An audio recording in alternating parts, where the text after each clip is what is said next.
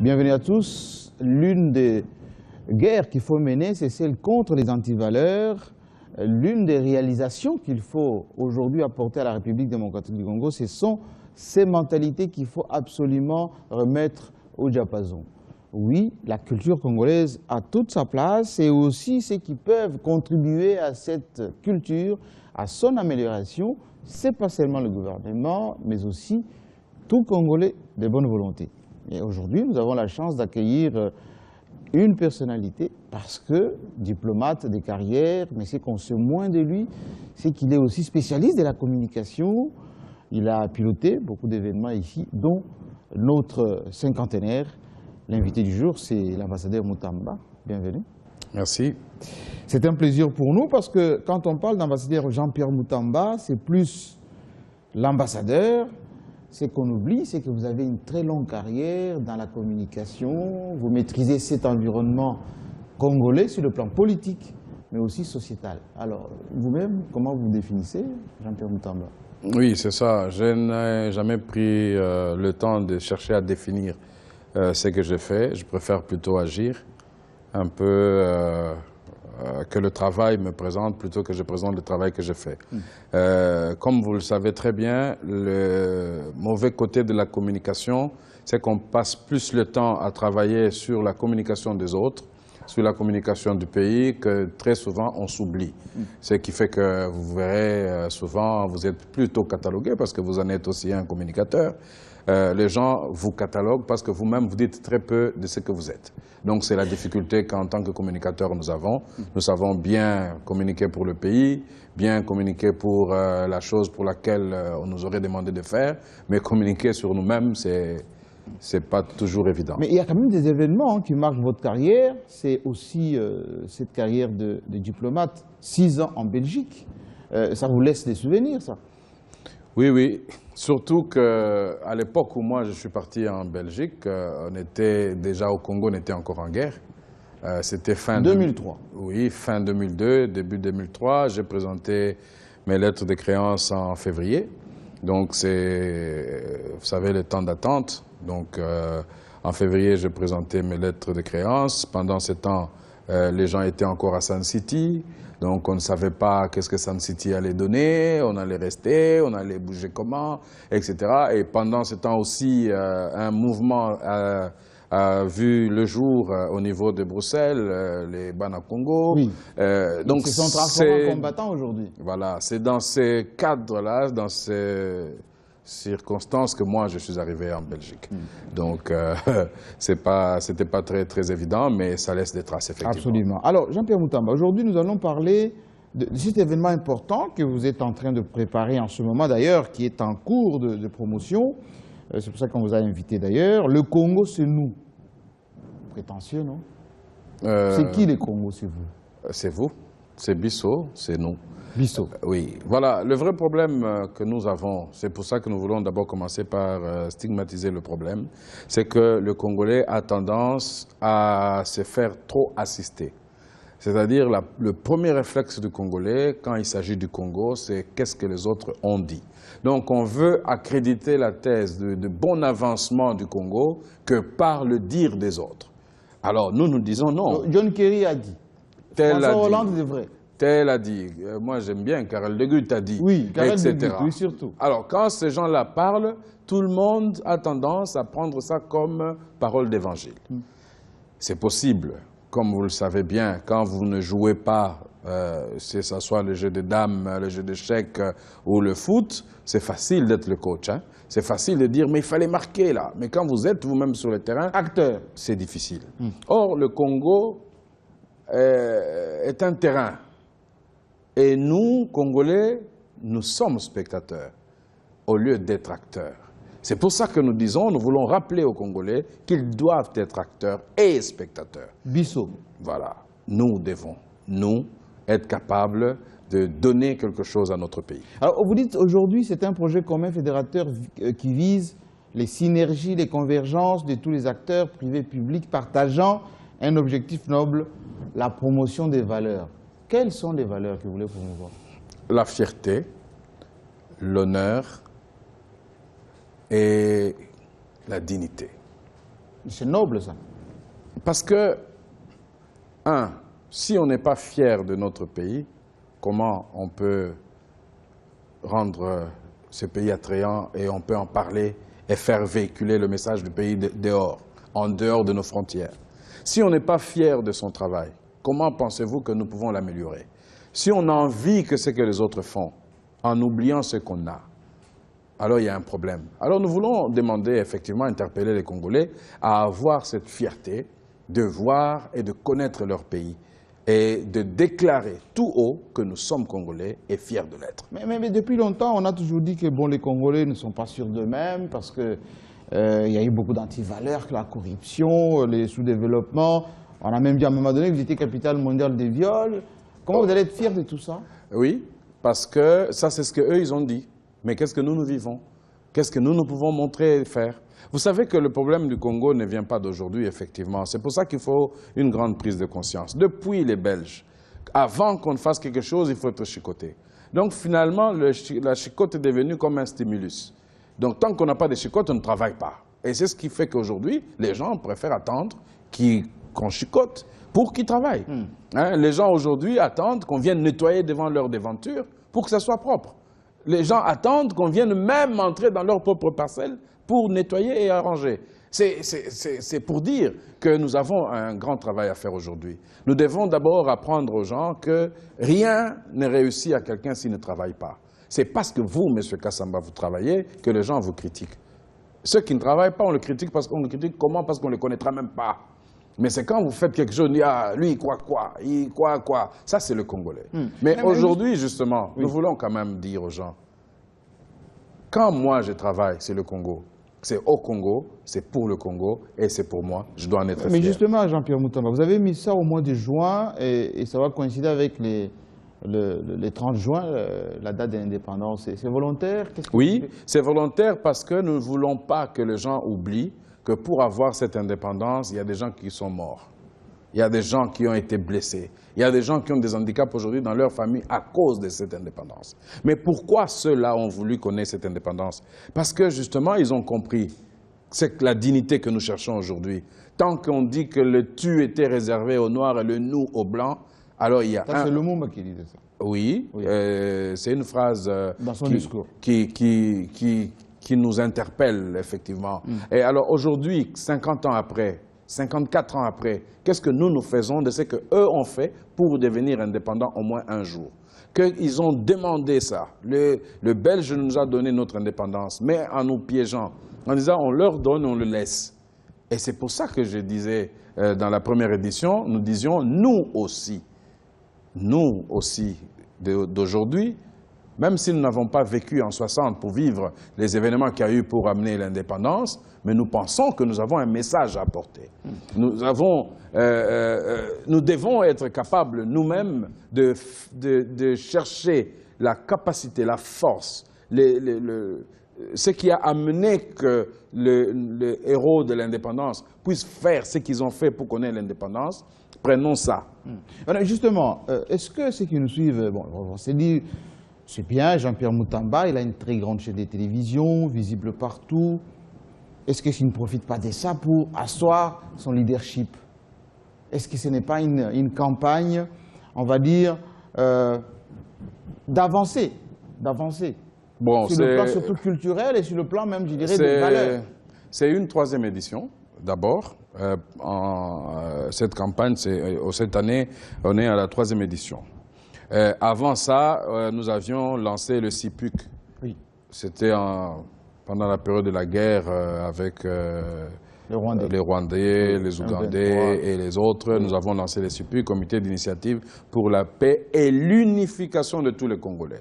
Nous pensons dans l'unité des Congolais pour chasser. Mais les motivations pour vous, c'est quoi? C'est ça justement la question. Bon, écoutez, je pense qu'il y a une évolution que nous devons avoir. Dans un pays, il y a des acteurs. Il y a des gens qui sont des acteurs politiques, il y a des gens qui sont des acteurs culturels, il y a des gens qui sont des acteurs, il y a des structures caritatives, il y a des ONG, chacun. Si on va maintenant savoir quelles sont les motivations, c'est dans la finalité qu'on peut enfin savoir si les finalités de la personne, c'était juste un appel de pied ou réellement une motivation, un engagement. On sent quand même, je vais revenir à la question, on sent quand même dans le programme de Biwane une dynamique culturelle. Il y a des défilés de mode, les livres, le théâtre, tous ces événements culturels. Vous vous positionnez complètement comme la première chaîne culturelle du pays. Oui, je pense que c'est une des choses qui m'a aidé d'ailleurs quand j'étais en poste en Belgique. Vous savez, dans toute structure, même dans la politique, il faut utiliser le marketing. Alors, moi j'ai étudié ça. Je me suis dit, qu'est-ce qui peut faire aujourd'hui que le Congolais ne puisse pas passer leur temps à s'occuper toujours de la politique? Parce que la politique, c'est une partie de la vie. Voilà. Et de la politique, vous avez la médecine, vous avez la culture, vous avez tout cela, mais ils ne sont pas exploités. Donc aujourd'hui, quand il n'y a pas de gouvernement encore, tout le monde s'agite. Quand il y a un gouvernement et qu'il n'y a pas de conseil de ministres diffusé à la télé, tout le monde s'agite. Ah, il ne travaille plus. Ça fait 2 semaines, il n'y a pas de conseil de ministres. Pourquoi? Parce que le pays n'a pas mis une politique qui donne autre chose à une autre couche de la population. Il y a les jeunes qui sont à l'école primaire, secondaire, etc. Comment ils peuvent apprendre? D'abord, c'est que nous parlons ici de l'amour du pays. Oui. Mais vous connaîtrez le pays comment si personne ne vous en parle?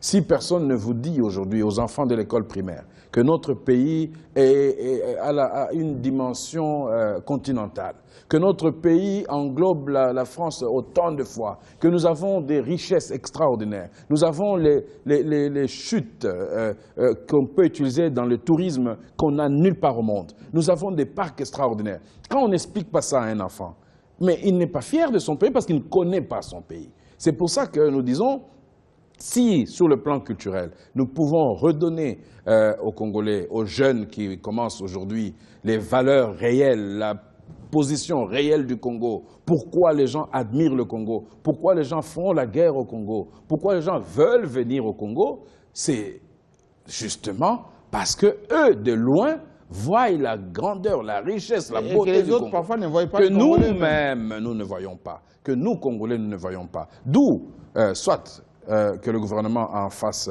un travail, soit alors nous, privés, nous décidons en disant nous avons un rôle à jouer. Alors parlons justement de cette date de Bisso. Bisso, c'est bien d'ailleurs. Bisso, le Congo, c'est nous. Ça va se passer comment, les déroulés de la soirée? Non, enfin bon, il y a des petits secrets aussi qui font le sel de... Non, en fait, d'abord... On va pas entrer dans le détail. Oui, voilà. Oui. C'est une soirée culturelle. C'est-à-dire ici, nous utilisons, cette fois-ci les gens ont réclamé ce qu'ils ont habitué à voir au Congo. Nous avons dit oui. C'est-à-dire que nous avons voulu d'abord montrer que le Congo a une capacité extraordinaire d'adaptation. C'est-à-dire que le Congolais peut te jouer du Beethoven, des chansons, des classiques, avec une interprétation. Luc Gillon, avec oui, les kimbanguistes. Et on a plein de structures, même à Lubumbashi, il y a des structures terribles. Il y a des enfants qui te font de l'opéra. Quand tu fermes les yeux, tu te crois en Allemagne. Mais ils te font de l'opéra dans ce pays. Des choses extraordinaires. Donc, nous, notre objectif, c'est de montrer les capacités de Congolais en passant par la culture. Comme j'ai toujours dit, le lien de ma vie, c'est la définition de la musique.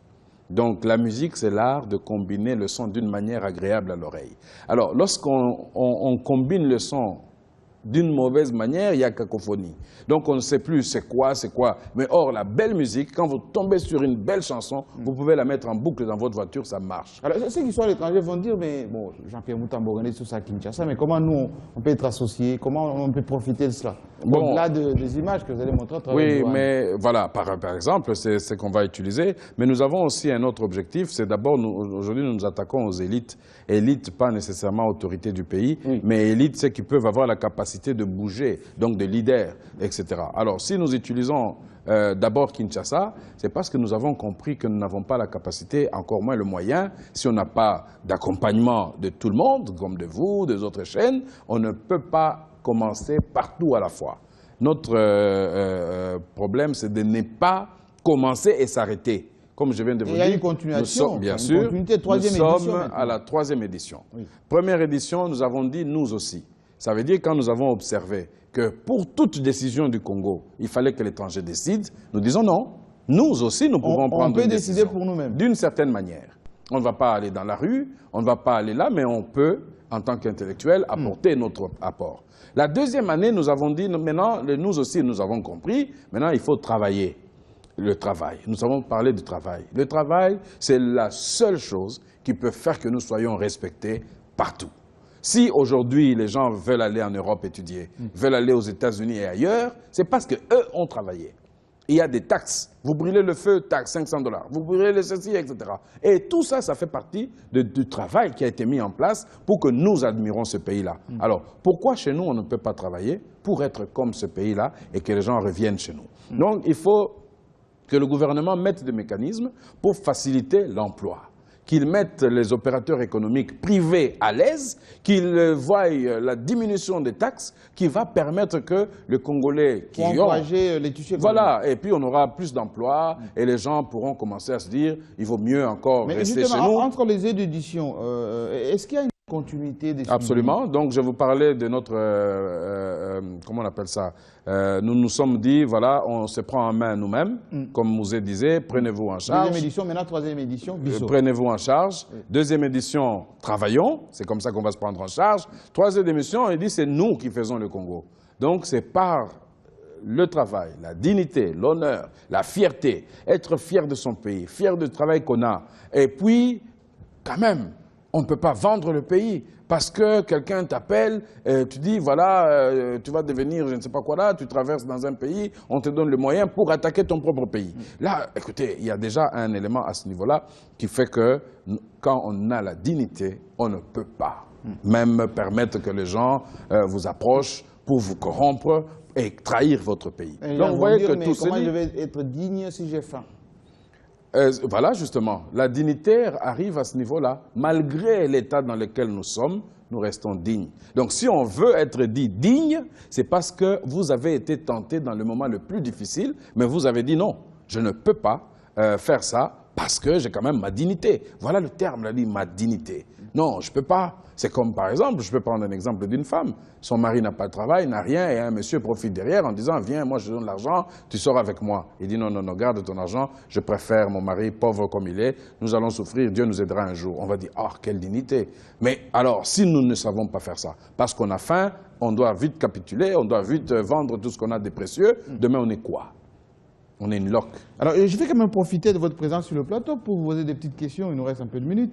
Sur B1, on trouve que vous êtes assez perfectionniste dans le choix du matériel, le design, les émissions, etc. C'est votre personnalité qui est comme ça ou c'est l'envie de faire la télévision? Non, il faut... Je pense que les deux. Ce n'est pas l'envie de faire la télévision seulement. Je suis un passionné. Je ne fais pas quelque chose quand je sais que je ne peux pas le faire. Et je ne demande quelque chose que je sais que je ne peux pas avoir. Je ne demande jamais quelque chose que je sais qu'on va me refuser. Quand je demande, c'est que je sais que je peux faire quelque chose. Mais dans le cas d'une télé, une télé a beaucoup d'exigences. J'ai pris le temps moi-même d'étudier ça. J'aime, c'est vrai, mon père était dans la télé, il a fait toute sa vie. C'est familial donc, enfin, c'est peut-être l'affinité, voilà, l'affinité, oui. J'aime vraiment. Et je pense qu'une télé a des normes, il a des codes couleurs, il a tout ça qu'il faut respecter. Et il y a toujours quelque chose qui doit rappeler quelque chose d'une télé. Donc, quand on veut se lancer dans un truc, il faut bien réfléchir avant d'y aller, sinon ça ne sert à rien. C'est pour ça que... je pense qu'on y met un peu plus de sérieux, on y met... C'est pas la télé comme vous et moi la faisons, ce n'est pas une télé pour juste avoir l'argent. C'est une télé réellement pour faire de la télé. Donc nous avons choisi la culture et nous nous sommes dit, on va dans le domaine de la culture. Qu'est-ce qu'il y a dans le domaine de la culture? Qu'est-ce qui ne se fait pas qui peut se faire, et on réfléchit à tout ça, et c'est là qu'on se lance. Mais alors justement, les opérations comme Bissot par exemple, vous allez vous appuyer sur B1 pour booster ça, pour promouvoir et puis aller au-delà. Vous avez les concours des autres aussi. Ah oui, de toute façon, c'est main tendue, hein, puisque vous posez la question. Nous avions prévu de recevoir des confrères, des chaînes, d'autres structures, comme des maisons des agences de publicité, pour essayer d'expliquer, pour expliquer la démarche. Non, pas la point de presse, une rencontre. Ça peut se faire autour d'un verre d'eau ou un jus d'orange, mais on va parler pour dire voilà comment nous pensons que nous pouvons contribuer dans notre pays. Nous l'avons fait pendant les cinquantenaires, puisque vous avez fait allusion à ça. Nous avons demandé à toutes les agences, pendant la période des cinquantenaires, de ne faire que des promotions avec des valeurs congolaises, avec les images du Congo. Vous avez vu à travers la ville, c'était les éléphants, c'était ceci, on voyait les géants, etc. Tout simplement pour permettre aux amis qui sont à l'extérieur de voir la beauté du Congo. Je vois le boulevard qui défile dans l'écran derrière moi, où les gens voient comment les choses s'améliorent, etc. Au fur et à mesure que les gens de l'extérieur commenceront à s'habituer à voir le Congo en mieux, et les gens vont faire avancer. Alors, j'ai parlé avec des gens qui vous suivent, notamment en Europe, même dans beaucoup de pays. Ils disent, quand on regarde Diwan, ça donne envie de venir au Congo. Ça nous fait rêver du Congo. Est-ce que vous ne faites pas plus du marketing que des images réelles du Congo? Nous pensons que nous devons contribuer, chacun avec ce qu'il a et comme il est, dans la promotion de notre pays. Comme je vous dis, si le pays va bien, nous irons mieux. Et si le pays ne va pas bien. Mais notre pays ne souffre que d'une chose, c'est de la communication. La mauvaise communication ou la communication qu'on veut nous imposer. Mais le pays a tout pour démarrer, décoller. Mais comme les Congolais ne comprennent pas encore que dire du mal de leur propre pays, de leurs propres dirigeants, amène aux autres de nous mettre dans une catégorie de choses qui ne va pas aider justement aux banquiers de l'extérieur de vous donner le moyen de vous installer, parce que dire non, chez vous, ça ne va pas. Quand vous demandez, non, non, non, non, au Congo, là, on attend encore. Mais on attend quoi? C'est pour ça que nous nous disons, malgré la situation là, nous disons ce que nous voyons réellement, parce qu'entre nous, il ne faut pas être aveugle pour dire que le Congo est en train de bouger. Absolument. Alors, Bisso, ça se fait où? Partout, ici, je viens de faire Bisso ici, oui. Mais la soirée culturelle, c'est au Grand Hôtel, salon, c'est un partenaire, hein. Oui. Donc ce n'est pas... La date, il faut le rappeler quand même. Le 8, le 8 juin. Mais c'est sur invitation. Sur invitation, donc c'est pas payant. Non, ce n'est pas payant, il y a un numéro qui défile sur les bandes annonces que nous faisons chez nous, oui. Et sur ce numéro, vous envoyez un SMS avec votre nom, on vous réserve une invitation. En tout cas, nous, on va essayer d'envoyer ces messages rapidement pour y être, parce que quand vous faites des choses, c'est toujours très bien fait, avec les soins, à l'image, au son, etc. C'est très bien. Merci beaucoup, Jean-Pierre Moussamba. C'est nous qui vous remercions. Venu nous rendre visite sur le plateau. On suivra de près Bisso. Les Congos, c'est nous. Oui, c'est une très belle invitation. Dans quelques instants, le journal, c'est votre chaîne. À très bientôt, avec le même plaisir.